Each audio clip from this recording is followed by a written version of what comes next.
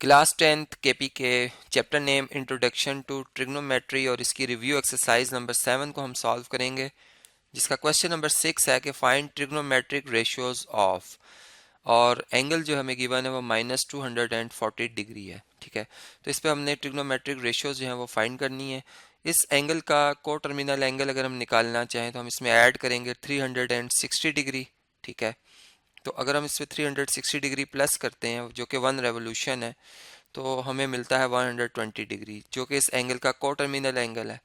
अब 120 डिग्री के अगर हम डायग्राम को ड्रॉ करके देखें तो ये सेकंड क्वाड्रेंट में आता है एंगल। ठीक है, यानी अगर हम इस क्वेश्चन को विदाउट कैलकुलेटर सॉल्व करना चाह रहे हैं, ठीक है, तो हम एंगल को पहले स्टैंडर्ड पोजीशन में ड्रॉ करेंगे, जिसमें तरीका ये होता है कि एंगल का जो इनिशियल आर्म है on the positive x axis आता है।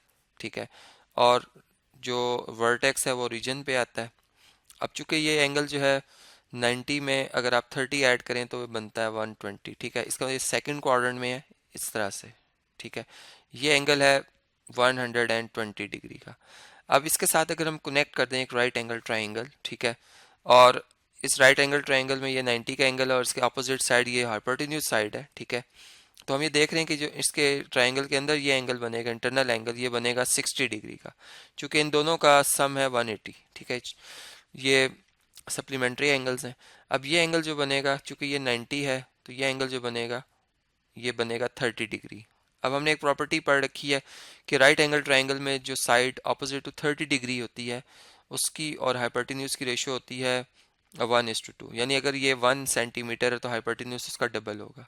तो इसमें ये साइड जो है एक्स, इसको हम कह देते हैं, इसको हम अननोन साइड कह देते हैं, इसकी मेजरमेंट हमने करनी है। इसके लिए हम इस ट्राइंगल पे हम अगर पैथागोरस थ्योरम यूज करें तो ये हाइपोटेन्यूज का जो स्क्वायर है वो बराबर होगा इसकी बाकी दो रिमेनिंग साइड के स्क्वायर के सम के। तो 1 का स्क्वायर 1 और x का स्क्वायर x स्क्वायर आ जाएगा। 4 में से ये 1 तो जाके माइनस होगा तो 3 आ जाएगा, यानी एक्स स्क्वायर 3 है और x किसके बराबर आएगा, √3 के बराबर आ जाएगा। ठीक है, अब हम यहाँ तक ये बात समझ चुके हैं कि ये सेकंड क्वाड्रेंट है एक तो, और सेकंड क्वाड्रेंट की जो प्रॉपर्टीज है उसमें हमें पता है कौन सी ट्रिग्नोमेट्रिक रेशियो पॉजिटिव होती है, साइन की। बाकी तमाम जो ट्रिग्नोमेट्रिक रेशियो हैं यानी कॉस और टेन वो नेगेटिव होते हैं। ठीक है, तो अगर हम इनकी वैल्यू निकालना चाहते हैं, फर्ज करें मैं कहता हूँ जी साइन 240 डिग्री पे -240 डिग्री पे फाइंड कर रहा हूँ, तो इसका को टर्मिनल एंगल बना है साइन का, मतलब 240 का हमने देखा 120। अब 120 की परपेंडिकुलर और हाइपोटेन्यूज के लिहाज से अगर रेशियो देखें, चूंकि हम एंगल जो सिलेक्ट करेंगे वो इंटरनल एंगल की बात करें हम 60 के एंगल की, तो इसके ऑपोजिट साइड थी एक्स, एक्स का आंसर आया है √3।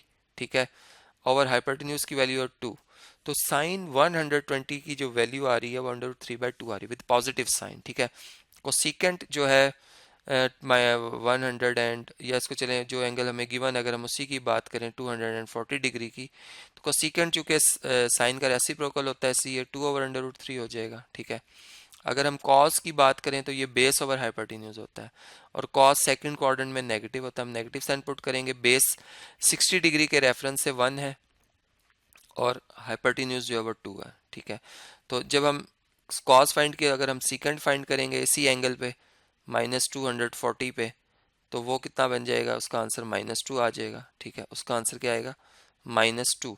इसी तरीके से अगर हम टेंजेंट की बात करते हैं -240 डिग्री पे, तो टेंजेंट रेशियो होती है परपेंडिकुलर ओवर बेस की। तो परपेंडिकुलर जो है इसमें वो 60 के रेफरेंस से x है जो कि √3 आया आंसर, और बेस 1 है तो √3/1 और with negative sign.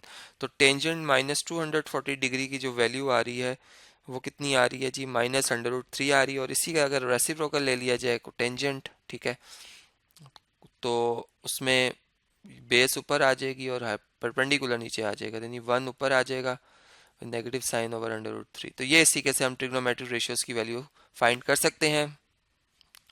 Next question है क्वेश्चन नंबर 7, जिसका फर्स्ट पार्ट है हमने प्रूव करना है इसमें कि जो ये रिजल्ट लिखा हुआ है √1 - साइन थीटा और 1 + साइन थीटा ये बराबर है सीकेंट थीटा - टेन थीटा के। सोल्यूशन स्टार्ट करते हैं, लेफ्ट हैंड साइड को सिलेक्ट कर लेते हैं, लेफ्ट हैंड साइड को मतलब सॉल्व करते हैं। तो देखिए लेफ्ट हैंड साइड में जो स्क्वायर रूट के अंदर नंबर लिखा हुआ है 1 - साइन थीटा है। ठीक है, और साइन है, बल्कि एन थोड़ा सा प्रॉपर लिखते हैं, साइन थीटा है ओवर 1 + साइन थीटा है। ठीक है, हम ऐसा करते हैं कि जो कि हमें जो राइट साइड पे रिजल्ट लाना है उसको अगर देखें तो उसमें दो टर्म्स हैं, ठीक है। हम 1 माइनस साइन थीटा से ही मल्टीप्लाई करते हैं और 1 माइनस साइन थीटा से ही डिवाइड कर देंगे। इसका रीज़न ये है कि ताकि न्यूमरेटर में हमारे पास टू टर्म्स बने, ठीक है। अब आप जब इनको मल्टीप्लाई करेंगे तो ये ऊपर जो न्यूमरेटर में है दोनों फैक्टर मल्टीप्लाई होंगे तो 1 माइनस साइन थीटा का होल स्क्वायर हो जाएगा, क्योंकि दोनों एक जैसे नंबर हैं, ठीक है। डिवाइजर में देखें तो वो एक प्लस का, यानी अगर देखें फैक्टर इसमें 1 प्लस साइन थीटा और एक में 1 माइनस साइन थीटा लिखा, तो ये 1 square minus sine square theta आ जाएगा। और आपको था कि 1 स्क्वायर 1 ही होता है, 1 माइनस साइन स्क्वायर थीटा जो है किसके बराबर होता है, कॉस स्क्वायर थीटा के। तो ऊपर जो है स्क्वायर रूट कैंसिल हो जाएगा, ठीक है। यहाँ पे हमारे पास जो रिजल्ट आएगा यहाँ पे आएगा 1 माइनस साइन थीटा, ठीक है। इसको हम 1 माइनस साइन थीटा लिख सकते हैं, जबकि डिवाइजर में cos square theta under root के अंदर लिखा हुआ है, चूंकि 1 minus sine square theta cos square theta के इक्वल होता है। और कॉस स्क्वायर जब इस स्क्वायर रूट को कैंसिल करेगा, ठीक है, तो ये आ जाएगा 1 minus sine theta divided by cos theta, ठीक है। अब ब्रेक कर देते हैं एलसीएम को, यानी 1 का भी डिवाइजर कॉस थीटा है और साइन थीटा का डिवाइजर भी कॉस थीटा है, ठीक है। तो 1 ओवर कॉस सीकेंड के बराबर होता है, ये सीकेंड थीटा आ जाएगा, और साइन ओवर कॉस जो होता है वो टेंजेंट के बराबर होता है, ये टेन थीटा आ जाएगा। यानी इसी कैसे हमारे पास जो है राइट हैंड साइड जो है वो आ जाएगी, और ये रिजल्ट हमारा जो रिक्वायर्ड रिजल्ट है वो प्रूव्ड हो जाता है एज रिक्वायर्ड। हम ये लास्ट में ऐसे भी लिख सकते हैं। क्वेश्चन नंबर 7 का नेक्स्ट पार्ट है, पार्ट नंबर 2, जिसमें हमने प्रूव करना है कि 2 cos theta secant theta minus tan theta cot theta equal है 1 के, ठीक है। तो लेफ्ट हैंड साइड को सिलेक्ट कर लेते हैं। देखें अगर लेफ्ट हैंड साइड को आप सिंप्लीफाई करते हैं, ये हमारे पास है जी लेफ्ट हैंड साइड, ठीक है। तो इसमें लिखा हुआ है 2 कॉस थीटा और इंटू सीकेंड। अब सीकेंड जो होता है वो कॉस का रेसिप्रोकल है, यानी इसको आप 1 ओवर कॉस थीटा लिख सकते हैं, माइनस टेन थीटा, और कॉट जो होता है वो टेंजेंट का रेसिप्रोकल है, इसको 1 ओवर टेन लिख सकते हैं थीटा, ठीक है। अब देखिए कॉस कॉस से कैंसिल, टेंजेंट टेंजेंट से कैंसिल, यहाँ पे 2 1 ज़ार 2 आ जाएगा और ये 1 1 ज़ार 1 आ जाएगा, ठीक है, यानी 1 1 आ गया। तो 2 माइनस 1 कितना होता है 1, और ये हमारे पास कौन सी साइड आ जाएगी, राइट हैंड साइड। तो ये रिजल्ट जो हमें प्रूव करना था वो इस तरीके से हमारा प्रूव्ड हो जाता है। नेक्स्ट है जी क्वेश्चन नंबर 8, जिसकी स्टेटमेंट है कि if secant theta is equal to 2 and theta does not lie in the first quadrant find remaining trigonometric ratios. यानी सीकेंड की जो वैल्यू वो पॉजिटिव 2 है। अब हमें पता है सीकेंड पॉजिटिव या तो होता है पहले क्वाड्रेंट में या होता है लास्ट क्वाड्रेंट में, फोर्थ में, ठीक है। अब उन्होंने खुद ही बता दिया कि थीटा फर्स्ट क्वाड्रेंट में नहीं, इट्स मीन के थीटा एंगल जो है वो कौन से क्वाड्रेंट में आएगा, वो फोर्थ क्वाड्रेंट में आ रहा है, ठीक है जी। तो अगर थीटा फोर्थ क्वाड्रेंट में, तो जाहिर बात है जो बाकी ट्रिग्नोमेट्रिक रेशियोज हमने फाइंड करनी उनके साइन हम फोर्थ क्वाड्रेंट के अकॉर्डिंगली पुट करेंगे।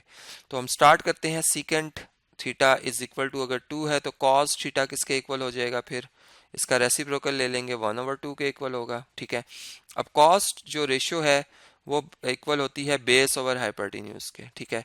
इट्स मीन कि हम अगर यहाँ पर एक राइट एंगल ट्राइंगल बना लें इस तरीके से और इसको लेबलिंग कर देते हैं हम, तो हम देख रहे हैं कि अगर फॉर एग्जांपल ये एंगल थीटा है तो इसके सामने परपेंडिकुलर साइड है जो कि अननोन है, बेस जो है वो हमें पता है वो इस केस में 1 है, ठीक है। और हाइपोटेन्यूज जो है वो चूंकि डिवाइजर में 2 लिखा है वो 2 है। अब हम यहाँ से p की वैल्यू फाइंड कर सकते हैं by using Pythagoras theorem. Pythagoras theorem के हिसाब से हमें पता है कि हाइपोटेन्यूज का स्क्वायर यानी 2 का स्क्वायर बराबर होगा बेस का स्क्वायर प्लस परपेंडिकुलर का स्क्वायर, ठीक है। अब 1 का स्क्वायर 1 ही आएगा, 2 का स्क्वायर होता है 4, 4 में से 1 माइनस करें, परपेंडिकुलर स्क्वायर की वैल्यू आती है 3। इट्स मीन के परपेंडिकुलर जो है वो हमारे पास है 3, ठीक है, under root 3 square root of 3। अब आप ट्रिग्नोमेट्रिक रेशियोज फाइंड कर सकते हैं। Theta lies in fourth quadrant, ठीक है, ये हम लिख देंगे यहाँ पे theta is in fourth quadrant, ठीक है। और उसी लिहाज से फिर हम जो साइन है इनके वो पुट करेंगे। तो देखते हैं इनके अगर साइन सीकेंड और कॉस तो हमें पता है, ठीक है। अब हम साइन की वैल्यू फाइंड करना चाह रहे हैं इसी एंगल थीटा पे। तो परपेंडिकुलर ओवर हाइपोटेन्यूज रेशियो होती है, परपेंडिकुलर है अंडर रूट 3 और हाइपोटेन्यूज जो है इसमें है 2 विद नेगेटिव साइन, चूंकि sine is negative in third quadrant. Cosecant जो कि साइन का रेसिप्रोकल है नेगेटिव साइन ही आएगा, डिवाइजर जो है न्यूमरेटर में शिफ्ट हो जाएगा और न्यूमरेटर डिवाइजर में, यानी -2 ओवर अंडर रूट 3 इसका आंसर आ जाएगा। सेम इसी तरीके से अगर हम नेक्स्ट ट्रिग्नोमेट्रिक रेशियोज फाइंड करना चाहते हैं तो उसके लिए हम देख रहे हैं कि अब कौन रह गया है, टेंजेंट रह गया है। टेंजेंट थीटा परपेंडिकुलर होता है ओवर बेस, ये रेशो होती है। तो परपेंडिकुलर की वैल्यू √3 है, तो नेगेटिव साइन आएगा चूंकि फोर्थ क्वाड्रेंट है, फोर्थ में टेंजेंट नेगेटिव होता है। तो परपेंडिकुलर ओवर बेस, बेस 1 है, तो टेन थीटा की वैल्यू बन जाएगी -√3। और टेंजेंट का रेसिप्रोकल लेते हैं तो कोटेंजेंट आ जाता है, तो फिर कोटेंजेंट में -1 मतलब साइन तो नेगेटिव रहेगा, 1 ऊपर शिफ्ट हो जाएगा और √3 नीचे आ जाएगा। तो इस तरीके से ये तमाम जो ट्रिग्नोमेट्रिक रेशियोज हैं, हम इनकी वैल्यू जो है वो फाइंड आउट कर सकते हैं इस तरीके से। नेक्स्ट है जी question number 9, refer to the diagram shown. इस डायग्राम को हमने फॉलो करना है। What is the height of the building, building की टोटल हाइट अगर आप देखें तो वो इस पॉइंट से लेकर यानी ए पॉइंट से लेकर बी पॉइंट तक है, ठीक है। लेकिन यहाँ पर एक पॉइंट है सी, ठीक है। तो बी से लेकर जो सी हाइट है वो उन्होंने हमें 1.6 मीटर बता दी है। इट्स मीन कि अगर हम सी से लेकर ए तक की हाइट, जिसको हम एच कहते हैं, अगर फाइंड कर लें और उसमें अगर ये 1.6 ऐड कर लेंगे तो हमें टोटल हाइट ऑफ बिल्डिंग जो है वो मालूम हो जाएगी। यानी टोटल जो हाइट ऑफ बिल्डिंग है, हाइट ऑफ बिल्डिंग जो है वो कैसे फाइंड होगी जी। उसके लिए हमें ये करना होगा कि जो एच है उसमें ऐड करना होगा ये 1.6 मीटर्स, ठीक है। यानी सोल्यूशन को हम इस तरीके से स्टार्ट करेंगे। अब देखें इसमें जो वर्किंग है हमारी वो हम किस तरह से कर रहे हैं। चलें इसको मैं आपसे स्क्रीन पे शेयर करता हूँ।